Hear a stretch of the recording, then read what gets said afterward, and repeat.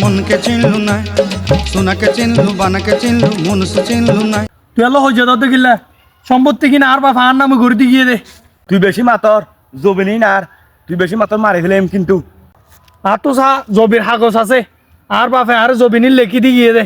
আর তো হাগজ আছে বেশি না মাতিস, সমস্যা হবে কিন্তু। ঠিক আছে সমস্যা নাই, তুই হাগসের বাহাদুরি কল দে না, আয় কুলের কল দিতে হইলে।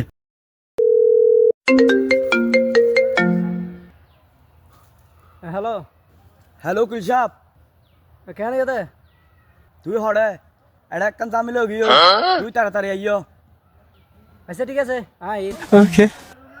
ঠিক আছে উকিল সাহেব আইয়ের দেখা যাবো। আইয়ক আইয়ক আইও দেখম উকিলে কি করে।